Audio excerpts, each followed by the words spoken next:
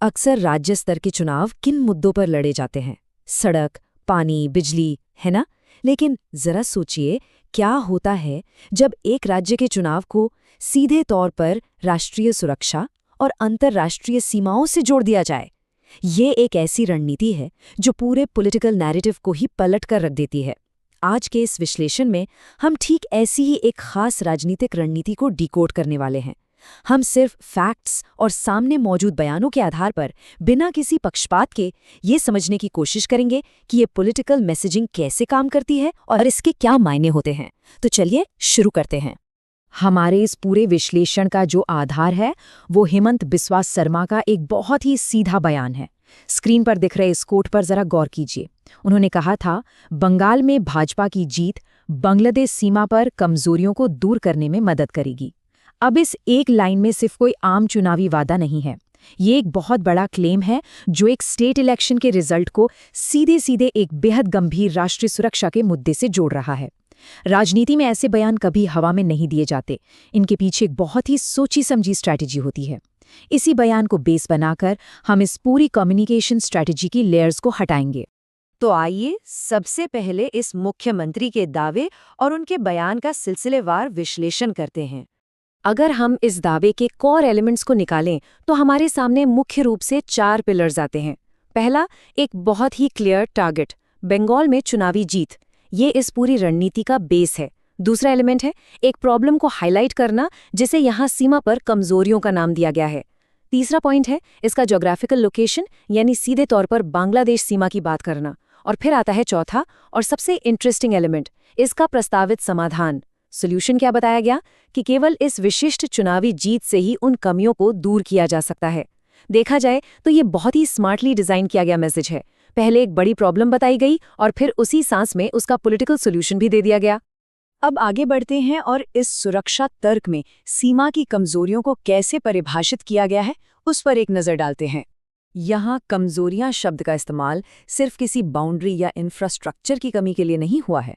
Political context में अगर देखें तो इसे एक ऐसी सिचुएशन की तरह पेश किया जा रहा है जो मौजूदा व्यवस्था से जुड़ी हुई है।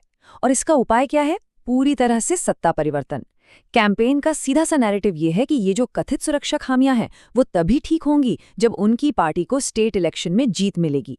मतलब नेशनल सिक्योरिटी को सीधे वोटिंग बटन से लिंक कर दिया गया है। और हाँ, हमें ये समझना बहुत जरूरी है कि हम यहाँ इन दावों के सच या झूठ होने को जज नहीं कर रहे हैं, बल्कि हम बस ये डिकोड कर रहे हैं कि ये पॉलिटिकल मैसेजिंग काम कैसे करती है। जो हमें एक बहुत ही दिलचस्प और स्वाभाविक सवाल की ओर ले जाता है। आमतौर पर इंटरनेशनल बॉर्डर की सिक्योरिटी तो केंद्र सरकार या कहें कि एक नेशनल मुद्दा होता है, राइट?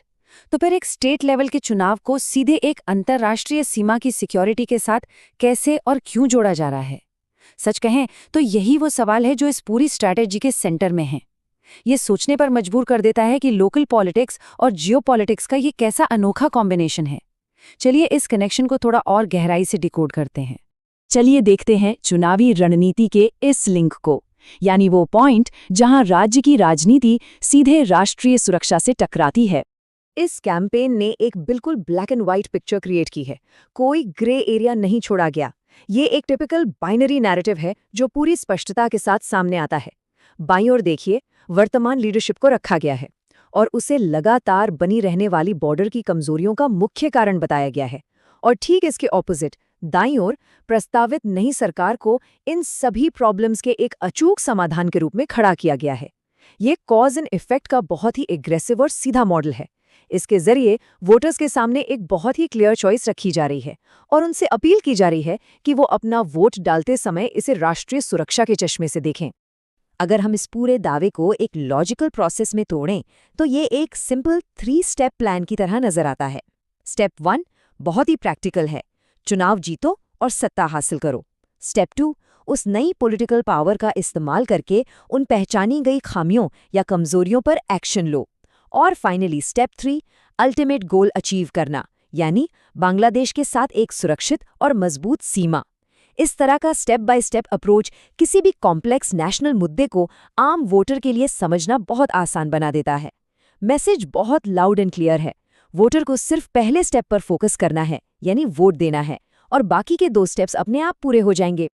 फाइनली आइए इस पूरे राजनीतिक संदेश को डिकोड करते हैं और अपने अंतिम निष्कर्ष की तरफ बढ़ते हैं। पॉलिटिक्स के इन दो अलग अलग लेवल्स को आपस में मिलाना कोई इत्तेफाक नहीं है। ये एक बहुत ही सचेत और सोची समझी रणनीति का हिस्सा है। आमतौर पर स्टेट इलेक्शंस किन मुद्दों पर होते हैं?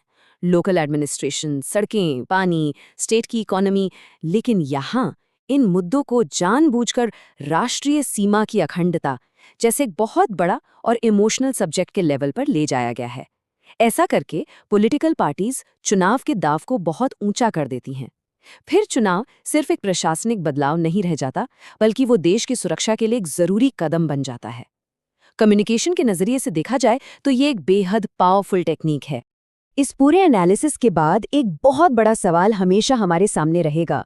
जब स्टेट इलेक्शन के कैंपेन्स में नेशनल सिक्योरिटी की बातों को इतनी गहराई से पिरो दिया जाता है, तो क्या इससे वोटर्स अपने बुनियादी लोकल मुद्दों से भटक जाते हैं, या फिर क्या ये उन्हें अपने वोट के व्यापक राष्ट्रीय महत्व के प्रति और ज्यादा जागरूक करता है? इस तरह की रणनीतियां आज के दौर में राजनीति का स्वरूप पूरी तरह बदल रही हैं, और सच कहूं तो ये एक ऐसा विषय है जिस पर हम सबको गहराई से सोचना चाहिए।